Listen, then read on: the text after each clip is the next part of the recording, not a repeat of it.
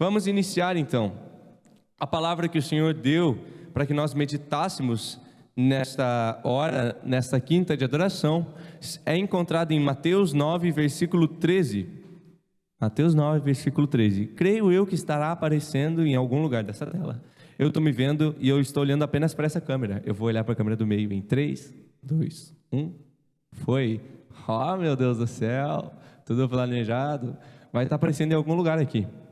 Mas que você não leia apenas pela tela do celular, tela do computador, enfim, onde quer que você esteja assistindo, mas que pegue a sua palavra, pegue o seu Jesus palavra, pegue esse Jesus que se fez palavra, esse Jesus que é verbo encarnado desde o início, desde o princípio.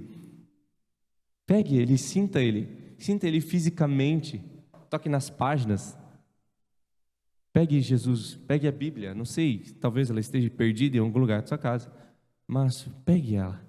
Agora, aos que têm Jesus palavra, abram em Mateus capítulo 9, versículo 13. Mateus capítulo 9, versículo 13. Inclusive, se você está precisando de uma Bíblia, tem a Bíblia Worshipers, tradução da CNBB.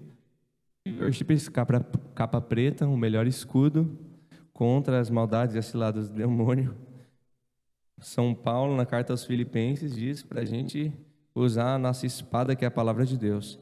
Efésios 6, capítulo 17. Ponde o capacete da salvação e embainha a espada do Espírito, que é a palavra de Deus. Então, se tu está andando por aí sem a tua Bíblia, tu está andando desarmado.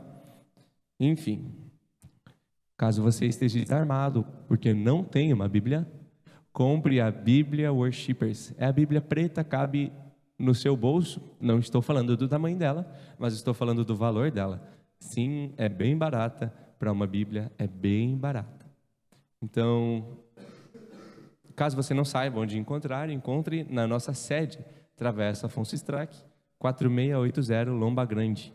Bairro não, cidade Novo Hamburgo. Há quem pense que Lomba Grande é uma cidade. É uma cidade, mas é um bairro em Novo Hamburgo. Eita lasqueira, que cidade grande é Novo Hamburgo. Sou de Campo Bom, não sou acostumado com cidade tão grande assim. Chega de enrolação, vamos juntos.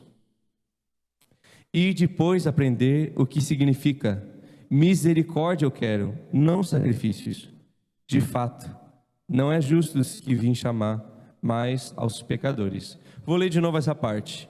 Se você não está com essa Bíblia, feche seus olhos e abra bem seus ouvidos. Não é a justos que vim chamar, mas a pecadores. Se tu se considera um pecador, bata no seu peito agora e fala: misericórdia, misericórdia, Jesus, misericórdia. Me reconheço como um pecador, e um primeiro passo para de fato se deixar levar mais próximo de Cristo é reconhecer-se pequeno e necessitado da ajuda dele. Então, vamos ver. Não é a justos que vim chamar, mas aos pecadores.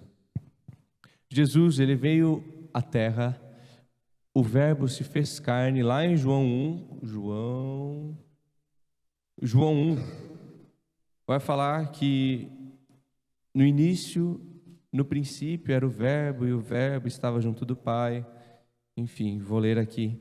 Mas é isso.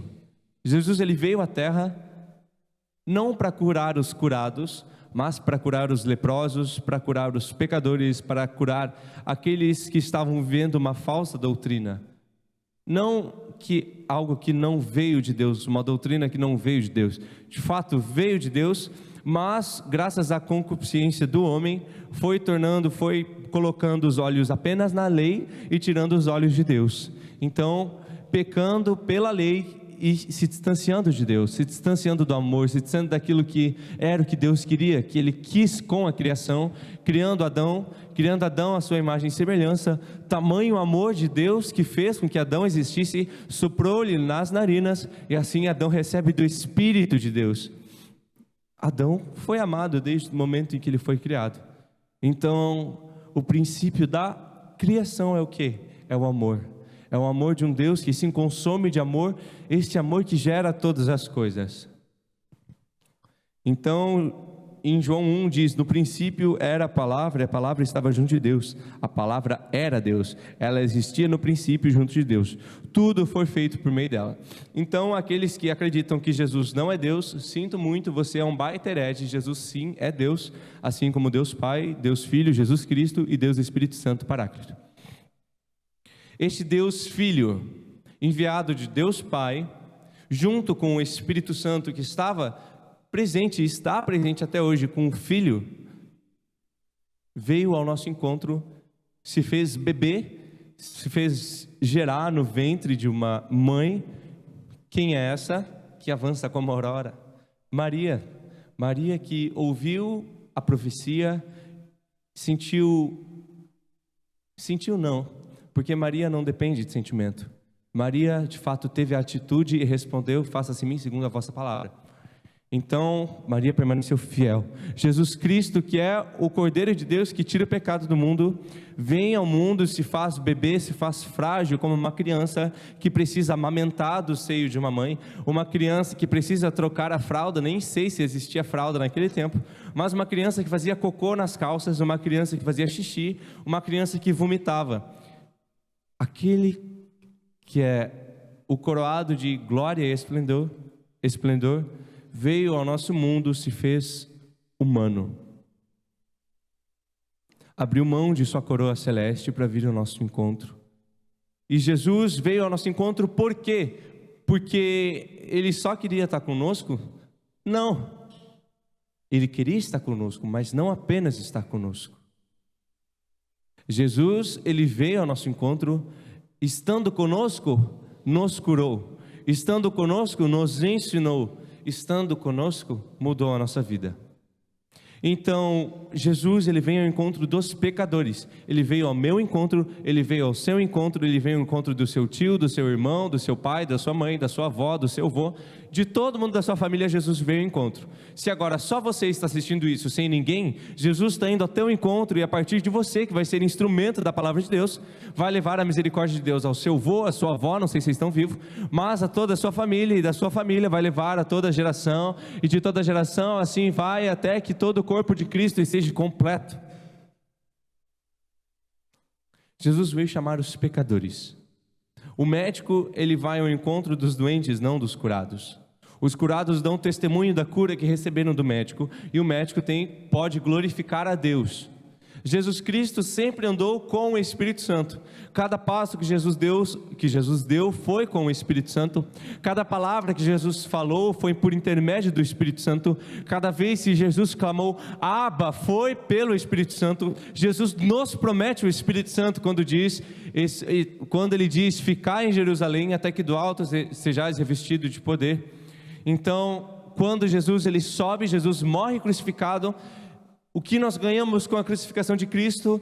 Não ganhamos apenas a salvação, nós ganhamos o Espírito Santo por promessa dele, pois era necessário que ele subisse ao encontro do Pai, para assim que ele enviasse o Espírito Santo a nós. E quando Jesus enviou o Espírito Santo a nós, podemos nós, assim como o próprio Cristo, caminhar com o Espírito Santo, falar com o Espírito Santo, agir com o Espírito Santo, nós pecadores. Por quê? Porque ele veio ao nosso encontro, se fez pecador. Jesus Cristo, lá em Gálatas diz que Jesus veio, quis nascer da lei, para da lei poder nos justificar. Eu não tenho essa palavra na ponta da língua, eu vou ler aqui, porque eu tenho medo de falar besteira. Aqui, Deus enviou seu Filho nascido de mulher, nascido sujeito à lei, para resgatar os que eram sujeitos à lei. E todos recebemos a dignidade de filhos. Assim como Jesus Cristo, pelo Espírito Santo, recebeu a dignidade de filho, ao enviar o Espírito Santo a nós, doentes, pecadores, já que ele veio ao nosso encontro, nós também recebemos a dignidade de ser chamados filhos. Pasmem, somos filhos de Deus. Se você não sabia disso, que você agora tome posse disso, tome posse dessa paternidade, muito mais do que espiritual, mas uma paternidade física de Deus sobre a nossa vida. Uma coisa que eu tenho para falar que é extremamente necessária: o sacrifício de Cristo foi um sacrifício tão perfeito, um sacrifício de suave odor, tão perfeito. Eu vou dar um exemplo para que possamos compreender isso. Pensa que nós temos uma caixa d'água de 10 mil litros. Cabe água para dedéu. Uma caixa de água de 10 mil litros. Você vai usar o quê? Você vai fazer o que com ela? Você vai usar ela como uma piscina? Óbvio que não. Você vai usar ela para tomar água, para acumular água. E o que acontece se essa caixa d'água ela está completamente suja? Ela não presta, a água que vem dela não presta. A água que vem da caixa d'água, como a caixa d'água em si está suja, quando a água pura tocar na sujeira, vai tornar-se suja. Enfim, pensa que nós somos essa caixa d'água. Essa caixa d'água que, pelo pecado de Adão, ficou suja. E toda a água que veio, ou seja, cada geração que foi passando desde Abraão, enfim, foi tocando nessa sujeira, que é o pecado da desobediência, e foi saindo suja. Agora imagina que Jesus é um bloco de cloro de 3 quilos. O que acontece quando o cloro entra em contato com a água? O cloro ele tira toda a sujeira. De fato, nós temos que trocar a água. E quando nós trocamos a água, a caixa d'água está limpa. Quando nós colocamos água, a água sai limpa. Então, Jesus Cristo, que veio não mudar a criação, que veio de fato justificar o homem, ele é como esse cloro que limpa a água. Mas um ponto: um carneiro, um touro, um bode, uma galinha não era suficiente para o tamanho do pecado do homem. Foi necessário o Filho de Deus. Outro exemplo bem prático para que você possa compreender isso. Quando eu jogo uma colher de chá de água suja em uma piscina de água limpa, a água não fica suja, porque a massa de água limpa é muito maior do que a mísera massa de água suja. Então, aquilo que é limpo purifica o que está sujo. Agora, quando eu jogo uma colher de sopa de água limpa numa piscina de água suja, a água suja vai despurificar a água limpa, porque a massa de água suja era muito maior que a massa da água limpa. Então, os pecados do homem eram tantos que apenas um bode não era capaz de purificar o homem. Era necessário, de fato, o maior sacrifício. E quando isso acontece, tamanho sacrifício, tamanha graça que tem a capacidade de expiar os pecados, não só daquela região, não só daquele estado, daquele município, daquela cidade, daquele vilarejo, mas de todo o planeta Terra durante toda a eternidade. Ou seja, tamanha graça que nós recebemos através da crucificação de Cristo. E Cristo olha na cruz, Cristo no lugar mais alto, crucificado no lugar mais alto, olha para nós, Ele olha para baixo, olha para nós.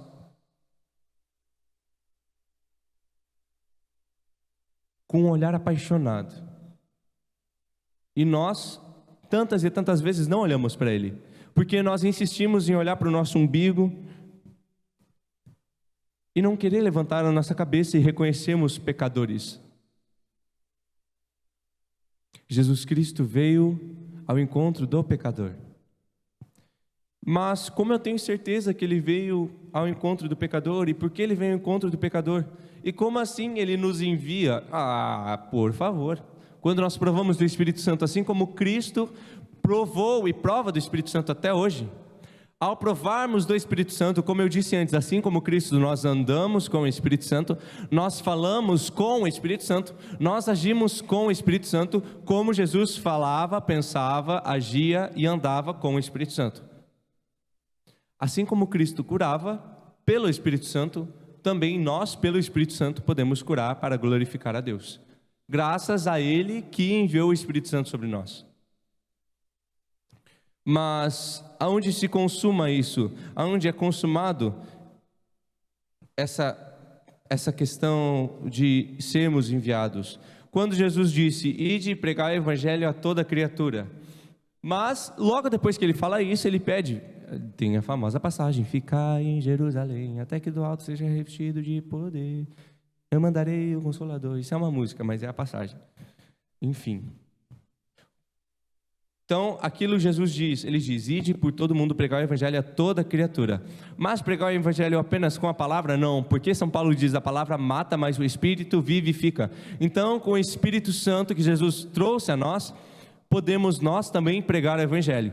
E Jesus Cristo, ele diz: não é a justos que eu levantei para pregar o evangelho, mas é a você, pecador. É a você, pecador. É a você que é tão frágil, é você que diz que tanto me ama, mas insiste em cair no mesmo pecado. É a você que eu insisto em morrer, para que você possa ter vida em abundância. Jesus te envia. E que a tua resposta não seja medíocre como: tá bom, Jesus, eu vou, mas tu sabe que eu vou cair. Ok, não, tem que ser: Jesus, eis-me aqui, envia-me. Indiferente das minhas quedas, indiferente dos meus erros, Pai, eu estou aqui para ser teu servo. Você está sendo servo de Deus? Quando você passa na rua e vê o próprio Jesus, porque Jesus diz: quando estive com fome, me deste de comer? Quando eu tive sede, me deste de beber? Quando estava nu, me vestiste? Quando eu era peregrino, me deste uma casa? Então, quando você passou pela rua e viu o próprio Cristo, que naquele momento se fazia morador de rua, você passou reto. Tá, mas qual o sentido de falar que Jesus chama a nós, e quando ele nos chama, ele diz: ide por todo mundo e pregar o evangelho? Porque o todo mundo pregar o evangelho também não está incluindo os moradores de rua.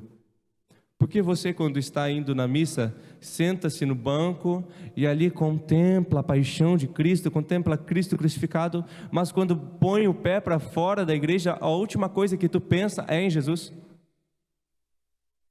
Percebe que tem algo errado nessa história. Você não precisa depender de lugar. O lugar depende de você.